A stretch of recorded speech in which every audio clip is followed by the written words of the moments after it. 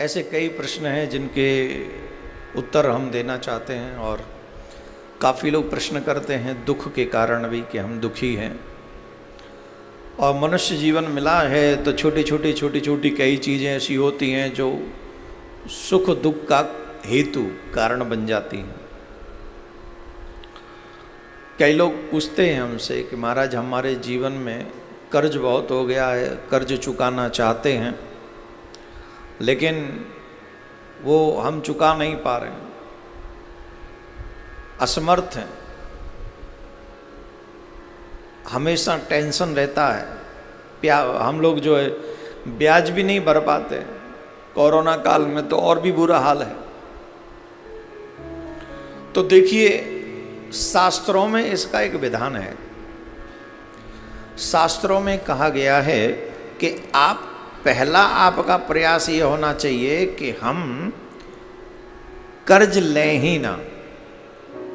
पहला प्रयास मनुष्य जीवन में आकर ये प्रयास करें अपनी तरफ से कि हमें कर्ज लेना ही न पड़े, क्योंकि कर्ज एक ऐसा विषय है कि अगर इस जन्म में बिना दिए मर भी गए तो अगला जन्म किसी न किसी प्रकार से लेना ही पड़ेगा उसे चुकाने के लिए। कोई वहाँ भगवान के यहाँ इसमें कोई समझौता नहीं है।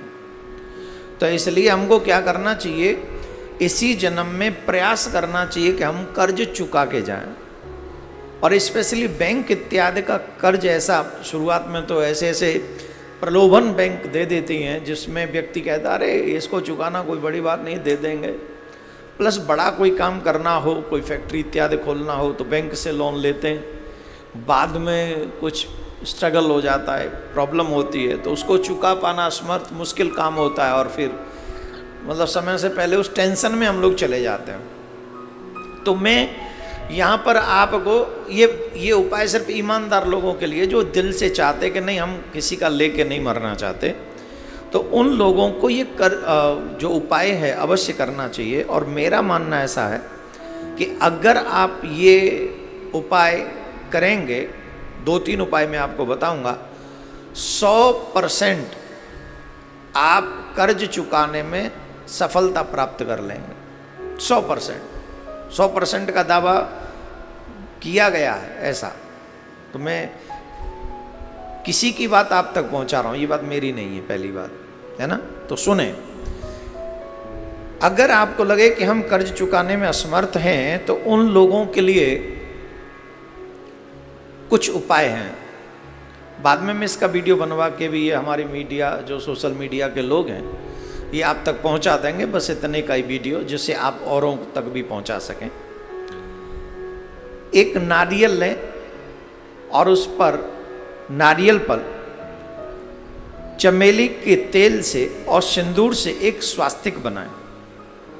चमेली के तेल और सिंदूर से स्वास्तिक के चिन्ह बनाएं और कुछ भोग उस पर लड्डू इत्यादि रख दें। थोड़ा सा रख कर उसे रख कर गुड़, चना, लड्डू, कोई भी मीठा जो भोग लगा सकें आप, और मंगलवार वाले दिन शाम के समय हनुमान जी के चरणों में जाके चढ़ाएं। और ऐसा आपको लगभग 5 मंगलवार करना चाहिए। अगर आप, और इसमें कोई खास खर्चा भी नहीं है, 5 मंगलवार ऐसा करें तो आपको 1-2 मंगलवार जैसे व्यतीत होंगे तो आपको पता चलेगा कि हाँ कुछ न कुछ रास्ते दिख रहे हैं। लेकिन ये श्रद्धा से करें, पवित्रता से। जब ये करें तो नहा के, स्नान करके फिर ये आपको करना चाहिए। एक दूसरा उपाय है कि शनिवार के दिन सुबह नित्य कर्म, स्नान इत्यादि करने के बाद जितनी आपकी हाइट है उतना लंबा एक काला धागा लें, उतना जितनी आपकी हाइट है, और अपनी हाइट नाप के काले धागे को लेके उस काले धागे को नारियल पे लपेट के, उसी काले धागे को नारियल पर लपेट कर, इसका करना क्या है कि आपको वो नारियल शनिवार के दिन किसी नदी के पास जहाँ पानी बहता हो, बहते हुए पानी के पास पहले उसका पूजन घर में ही कर लें, घर में न करें तो नदी के तट पे कर लें, थोड़ा सा नारियल का पूजन करके, और नदी में वो नारियल आप बहाते समय ये प्रार्थना करें कि मैं ये अपनी मुसीबत बहा रहा हूँ, मेरे कर्ज चुक जाएं, इसलिए मैं ऐसा कार्य कर रहा हूँ। तो जितना नारियल बह के जितनी दूर जाएगा उतना ही आपकी मुसीबत भी उतनी दूर बह के चली जाएगी। तो ध्यान रखें, शनिवार के दिन करना है और बहते हुए जल में वो नारियल बहाना है। बहाते समय जितना आप प्रार्थना कर सकें अपने इष्ट अपने आराध्य से, उतना आपकी बात स्वीकार्य होगी। तीसरा और एक अहम, बहुत सुंदर ये कर्ज चुकाने का एक उपाय है, और इसके बाद हम कथा की तरफ बढ़ेंगे। सोमवार वाले दिन किसी बट वृक्ष के पास आप जाएं, बड़ के वृक्ष के पास, और एक लोटा जल लेकर जाएं। एक लोटा जल ले जाकर बट की जड़ में वो जल चढ़ाएं, ये याद करते हुए, ये ध्यान करते हुए कि हम बटकेश्वर महादेव का स्नान करा रहे हैं, और अपने सारे दुख वहां प्रकट करें। सारे दुख प्रकट करें, आप अपने सारी बातें कह दें, कर्ज की बातें कह दें। सोमवार के दिन, एवरी सोमवार मीन्स आपको ये भी 5 सोमवार करना है। 5 सोमवार करना है, बहुत बड़ी बात है नहीं, सिर्फ जल चढ़ा के चले आना है।